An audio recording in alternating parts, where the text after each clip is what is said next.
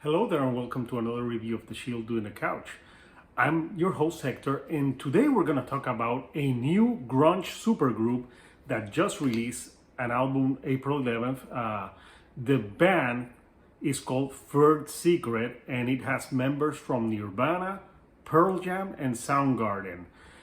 This is the brainchild of Chris Novoselic. Those of you that don't know, Chris was the former bass player from Nirvana. And he has another band called Giant in the Trees. And in this album, he's joined by Matt Cameron, who obviously was in Soundgarden and now is the drummer for Pearl Jam, and Kim Thayil, who was the guitar player for Soundgarden. And this marks the first time that Kim and Matt have worked on music together after the passing of Chris Cornell.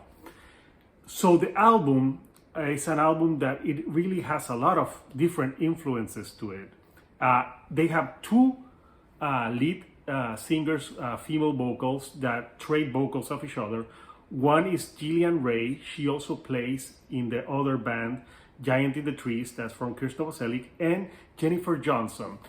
And that duetting of female vocals really give the songs a feel of, there's like a 70s rock vibe to it with some grunge infused, but there's also a lot of indie music, a lot of folk, and a lot of blues, and all of that is mixed together to create a very cohesive album and a very pleasant surprise that when I saw the members in this band, I said I need to check them out because they're also talented.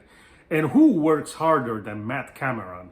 That dude, between Pearl Jam and everything that he does, how does he find time? I don't know. But yes, the album is 11 tracks. It's like 50 something minutes in length. And it's an album that I really enjoyed. If you are a fan of grunge, rock from the 70s, folk music, this will be right up your alley.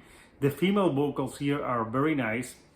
They really complement the songs and they fit well with the music they're trying to create. So I'm just gonna talk about 5 songs that for me were the standout tracks of this album. So the album starts with Rhythm of the Ride, and it's a really folky kind of mid-tempo song, great guitars on it, and it really sets the mood for what the album is coming to. There's a great ballad called Dead Sea that I love the vocals on it. You know, they're so subtle, they're so nice, and you really feel like it's a soothing song. And the vocals of the females, both of them are great in it. Then you have a song like Last Day of August. That really feels like a 70s rock song, like think some, hippie vibes, with some influences from bands like the Mamas and the Papas meets Jimi Hendrix.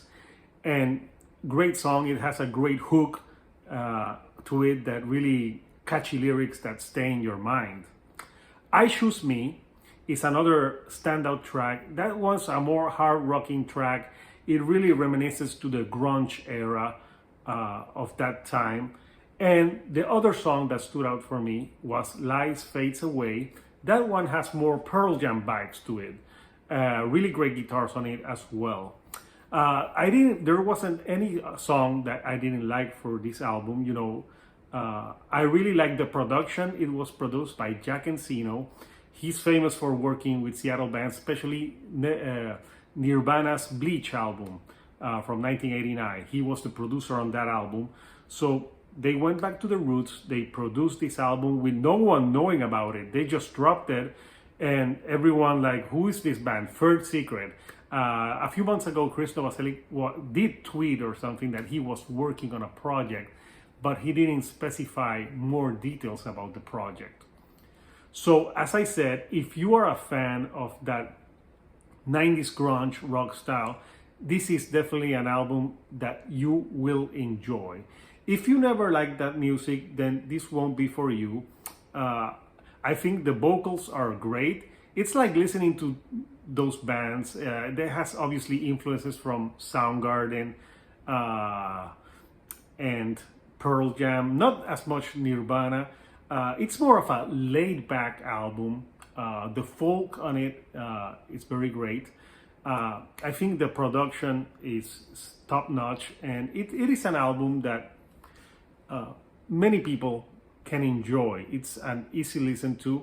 I really didn't know what to expect when I saw who the members of the bands were, but I think it's a different type of music that they used to do. And I would recommend this to anyone that likes 70s rock mixed with those 90s grunge bands. Some of the vocals really reminded me of a band like Belly from the 90s, especially the vocal delivery. Very, very Belly. So, all in all, my conclusion on this album, if I had to nitpick maybe something that I would say a negative, maybe there's some songs that are less memorable to the ones that I said, but no bad tracks for me. This is a very solid album that I think you should listen to if you like that type of music. So what did you think about this album? Did you like it? Comment. What were your favorite tracks? Were you surprised when this came out as I was? And if you like my content, don't forget to subscribe. Give me a like. I got more content on the way. So until next time, this is Hector, the Shield doing a couch, and I'll see you right here on the couch. Thank you and have a great day.